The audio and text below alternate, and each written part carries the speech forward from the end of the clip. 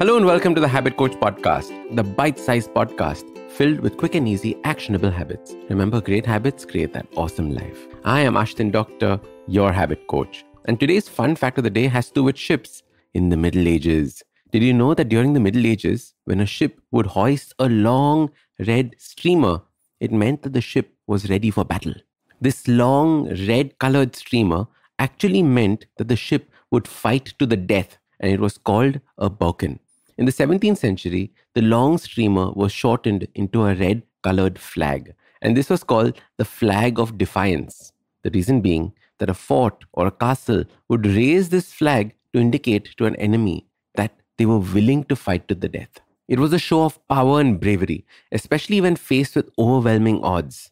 The flag was an intent to fight to the death, an intent to go to war. Later in the 17th century, the red flag became a symbol of danger. It was used to signify tracks of a railroad being broken or if there was an accident somewhere.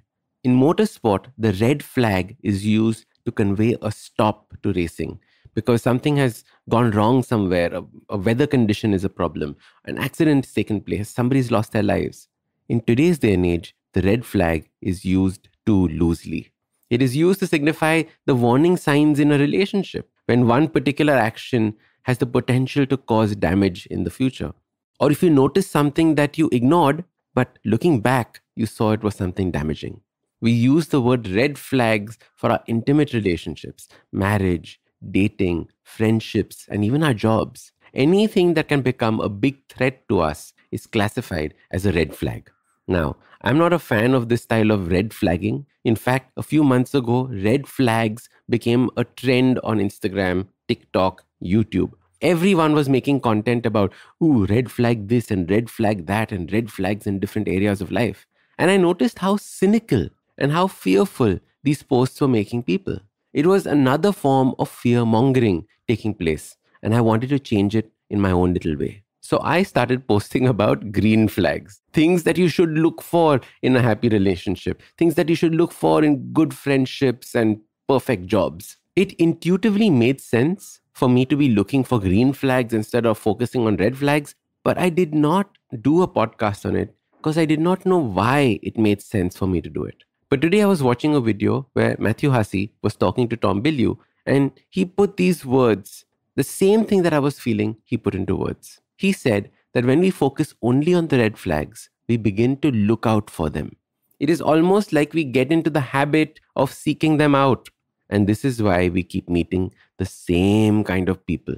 The same kind of people with lots of red flags are the same kind that keep coming in our lives because it becomes a habit for us to look out for these flags. Whenever we meet someone, it is as if we stop looking at the person and just look for these red flags. As soon as we see the red flags, we are like, see, I told you something will be wrong here. We are sabotaging ourselves by just focusing on these red flags. As your habit coach, I want you to always notice the good before jumping on the bad. Look for the things they do right. Look for the green flags that exist, the kind words that they might say. It could be the way that they behave with you. It might be a friend just holding space for you. If we do not search for the green flags in things, we become negative and cynical. We look at what is happening in our society. Look at what is happening in our social media. Everyone is cynical. So your super simple habit starts by just looking for the green flags when you meet someone new. Then look for green flags amongst people that you already know. Start looking for green flags all around you and break that bond of cynicism and negativity. Not everyone is looking for a fight to the death. Now, if you like this podcast, don't forget to check out other interesting podcasts on the IVM network. You can listen to us on the IVM Podcast app or ivmpodcast.com. You can also follow us on social media. We are at IVM Podcast on Twitter and Instagram. If you want to reach out to me, I am at Ashdin Doc on Twitter and Instagram. We have a brand new habit coaching online course, quizzes, videos, and a lot more on the website awesome180.com. So check it out now.